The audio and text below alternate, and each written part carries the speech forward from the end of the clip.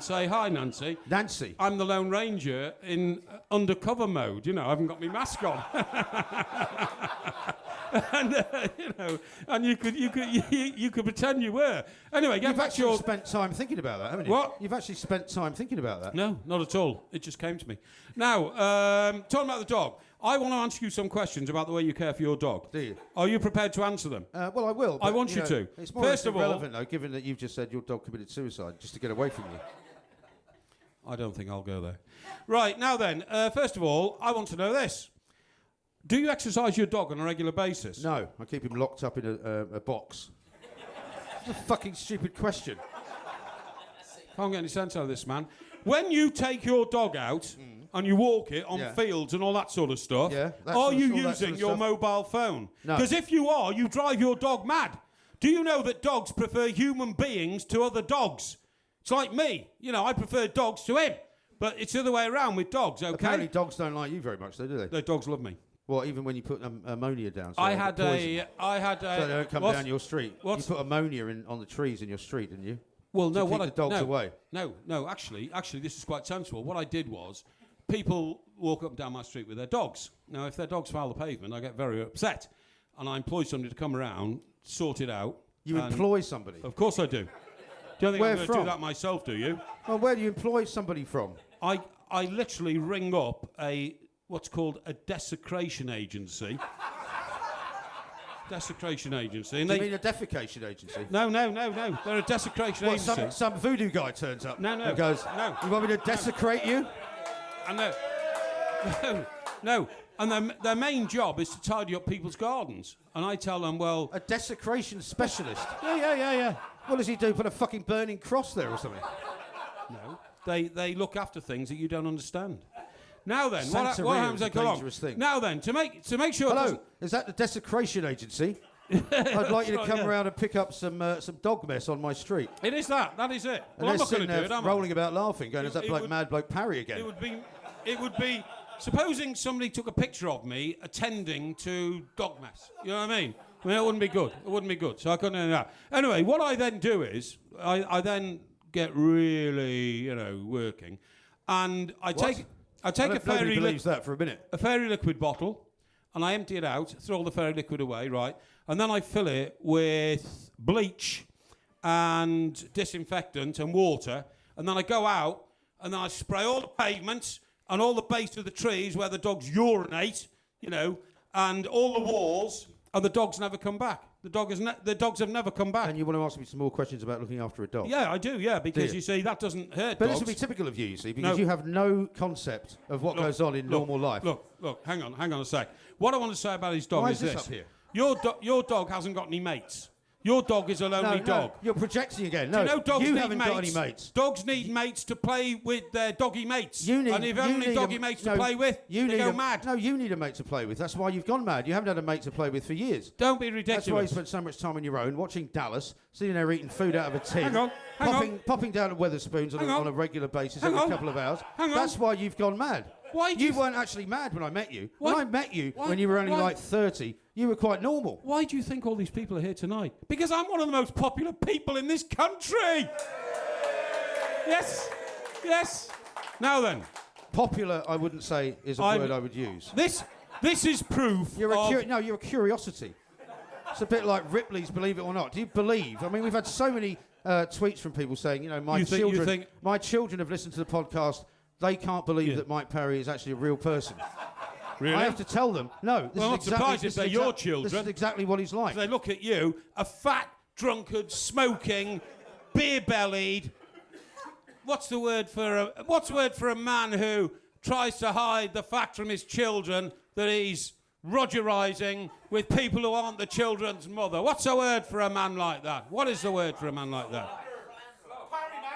Yeah. Well, what's the word to describe someone who's so selfish that he never wanted to live with anybody, who was so driven by money that all he did was acquire it and then have no friends throughout his life? I've got loads of friends. And sits alone in his locked room every Friday night going, why can it not be different? Why can't I be Mike Graham? I'd love to be him. No. I've got lots of friends.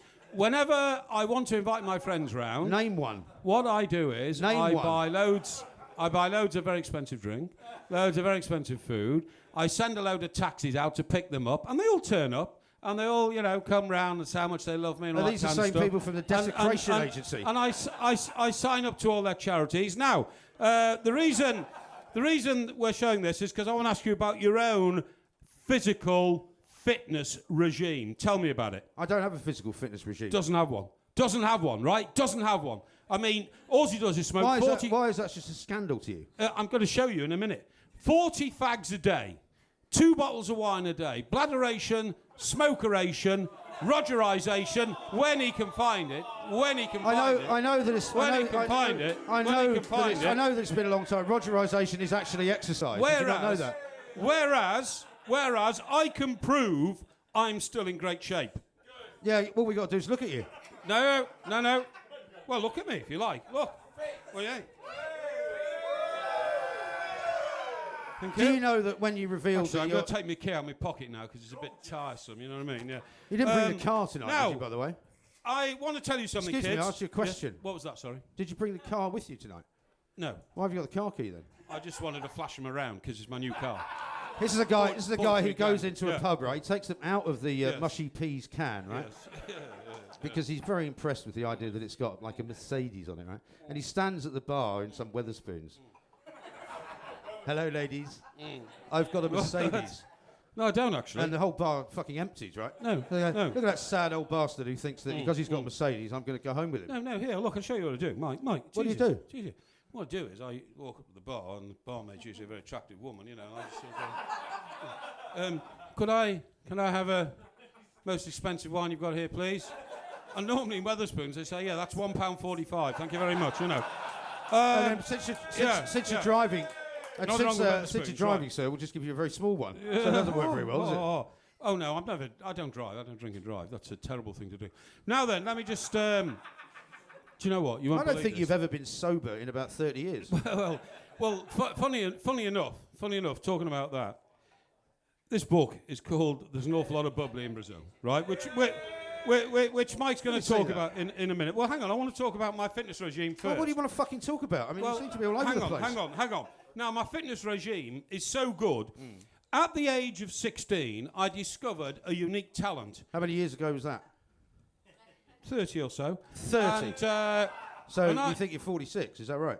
I discovered that Please answer the question. What did you say? You think you're 46? I don't think anything. You just listen, right? Stop interrupting. Now, I discovered after watching a film called Spring-Heeled Jack that I actually had that ability. I had Spring-Heeled Jack? Yeah, the tendons around my ankles are quite unique. What? What film is this? And I can spring off the Spring-Heeled Jack? No, honestly. Starring who? You know. Starring who? What? Who was in Spring-Heeled Jack? Oh, I don't know. That guy with the big plonker. What was his name? That guy with the big plonker. Well, Andy Townsend. What's his name? No. Andy Townsend. No, not Andy Townsend, you idiot. What was his name? He played... I don't know. He played... George Segal? No. It was years and years ago. And he was... What? Errol Flynn. Thank you, Errol Flynn. Errol Flynn? Errol Flynn, yeah. But anyway, the point is, when I saw that, I thought, wow. And I thought of a way to impress women, you know, and young ladies in particular. So what I did was... It didn't work, though, did it? What I did was, we went out for a few drinks, and I deliberately chose a pub near to a post box. And I'd been practicing... When you say we, who are you talking about? Myself and the young lady. Oh, yeah. And... Was she a secretary? Well, no, I was only 16. I didn't have a secretary then. Had one very shortly afterwards. Now, what I did was, for 3 days, I was practicing leaping over a post box, right? And you wouldn't believe the astonishment of these ladies. I said, are the post boxes very small? Are they very small up there in Chester? No. They're like miniature post boxes. They're normal size. And what I used to say was, I said, you see that? And I did it so casually, you'd have been proud of me. I said, see that post box there? And Trudy would say, oh, yes. She went, you know, yeah. I'd say, now look. I said, what's that, sorry? What's that? That's what she sounded like, I'm assuming. No, she didn't. Because you'd either drugged her or got so pissed that she left the bar with you. She sounded delicate and feminine, you know what I mean? And so I said, the thing is, Trudy, most people... Don't give her name away. Why not? Well, because she might still be alive. Most people I've known aren't. But anyway, there you go.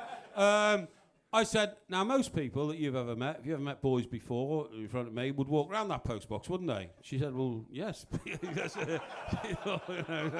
I said, right. I said, At well... this point, she's thinking, what the fuck is wrong with this guy?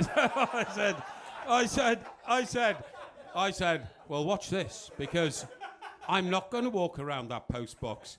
And she's so thick, she said, are we turning round? I said, no. Are we turning around? Yeah, are we turning around? Yeah. And I said, no. I said, I'm going to leap over that. Oh, don't do that, Mike, you'll hurt yourself. It's because she was very fond of me. Don't do that, you'll hurt yourself. Where did you meet this woman? Well, you know, the normal place you meet women. Well, where?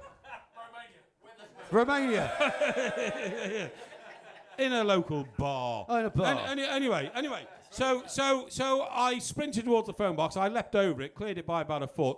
I mean, she was amazed. She was amazed. Now... You cleared it by a foot. The point of my story is... It must be a miniature phone box. What is the point of the fucking story? The point of the story is, I want to prove to you all that despite that being some 35 plus years ago, I can still do it. David, shall we have a look at the evidence, please? I think you'll find it's more like 45 years ago.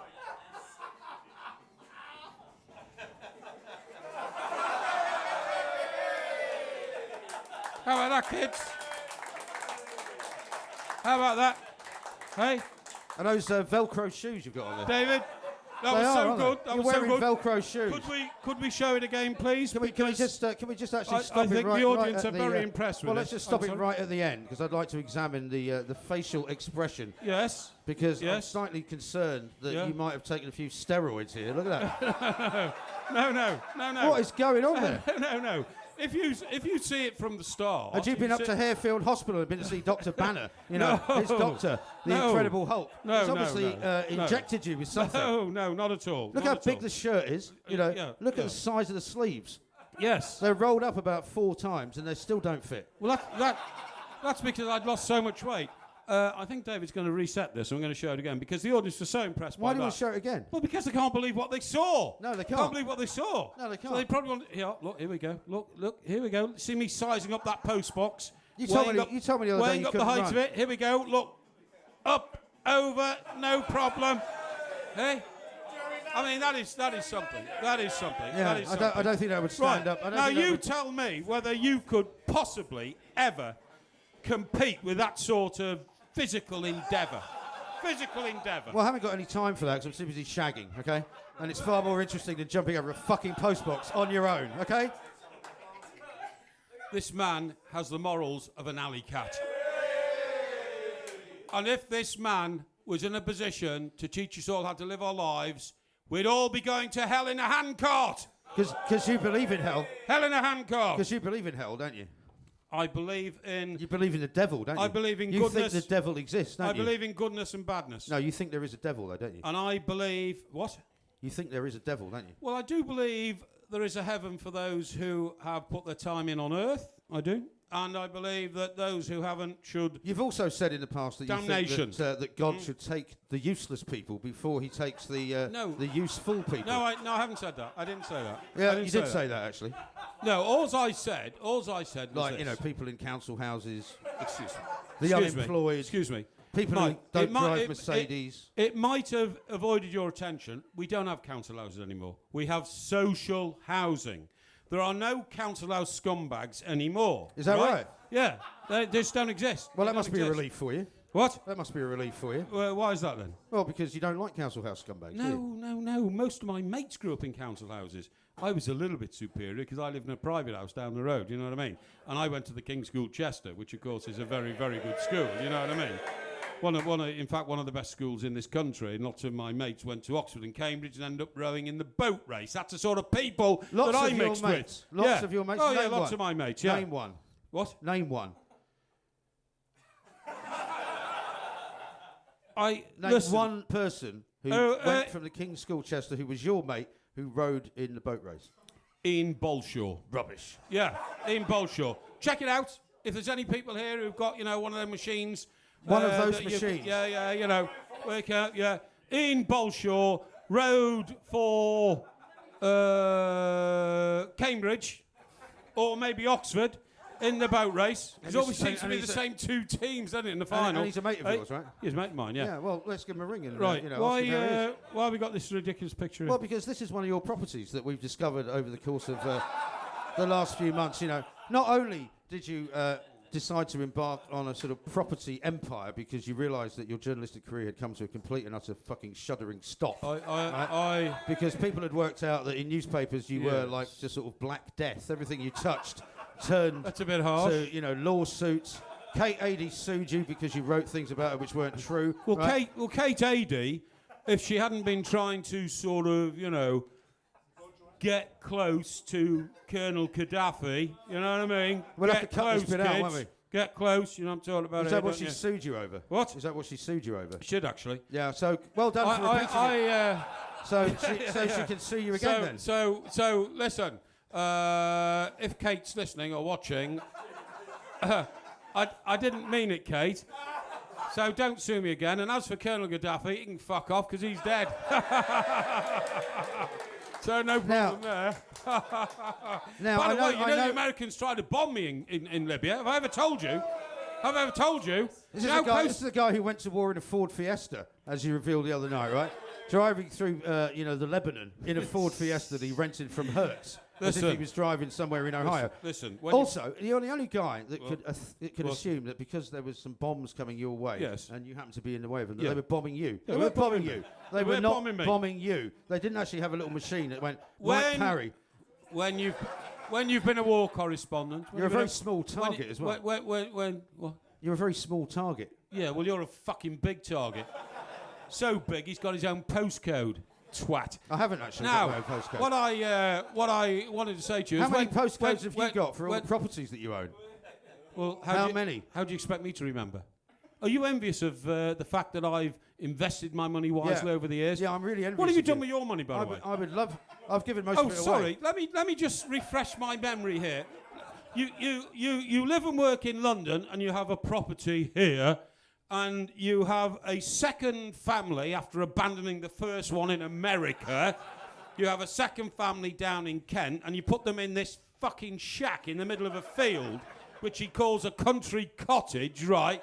That's got a postcode. But how much of this property do you actually own, you know, which you can hand on to your children? Well, you know, one of the properties that I did own was in New York City. One of the first houses I ever bought. Yes. It was a lovely apartment. It was a duplex. You worth paid far too much for it. I paid $230,000 for it. And I rented it. I rented it to a guy who promised to live there for 2 years. And well, you were a mug. Unfortunately, he didn't stick to the promise that he had kept. No, that's right. Because of that, I wasn't able to rent it to anybody else. No, you had to sell it after that, didn't you? And no, I couldn't sell it. No, you threw the keys in the East River. Do you know who it was that let me down? He was meant to be renting it. Well, you're going to say it was me. Yeah, it was you.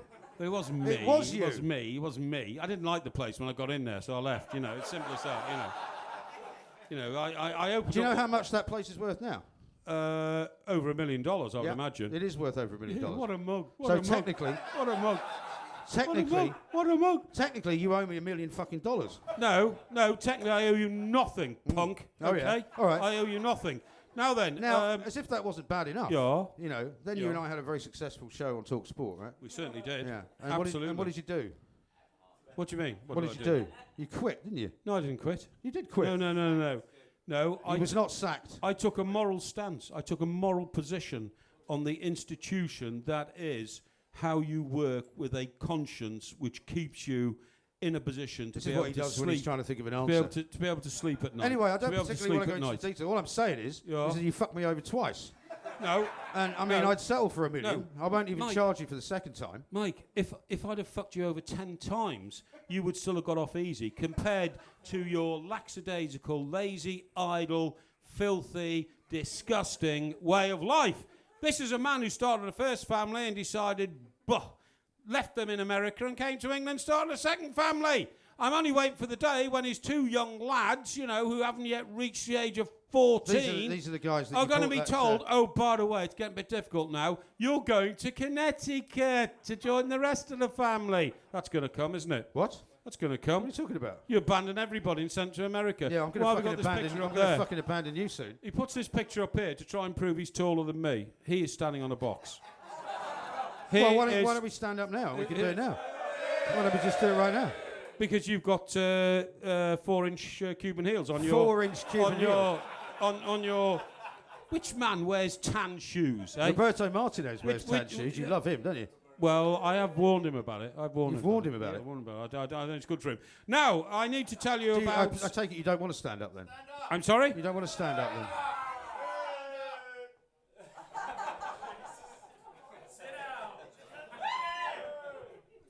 Why are you on tiptoes? I'm on tiptoes. Have you got heels inside there? No. Should we just go back to back and you can just stand straight? You just stand straight, right? Okay. There we go. Okay. I think that's the case proven, isn't it? How's that? Yeah. Isn't that the case proven? I think that's proven. Even with now, your new bouffant Italian haircut, you paid 75 fucking quid for. Just sit. Get rid of that shit, by the way. It's a bit harsh. It's annoying me. I'd like to talk to you about this. Why? Why? That's not interesting. It's not interesting, is it? No, you're absolutely right. It's not interesting. Yeah. And you wrote it. Yes. Well, that is interesting. Now, it says... That is interesting. Down it's Mr. here... Brazil who's the subject of it, yeah. Alan Brazil with Mike Parry. That's right. It says... My name's almost as big as his. It says the hardback bestseller. Yes, Are you having a laugh? Well, read the review on the back. How many copies did it sell? 100,000. 100,000 bestseller, Sunday Times bestseller list. Thank you very much indeed. Have you ever written a book? It's another. No, yeah, I've written loads of books. He could barely write his own name. I'm thinking about writing one about you, actually. Oh yeah. Mike Parry, The Truth. Yeah, I'm thinking of writing one about you, Mike Graham, the twat. Yeah. Well, I'm sure it'll be filled with all sorts of great phrases. Anyway, let's see what the back of this one says. Alan Brazil's hilariously engaging autobiography.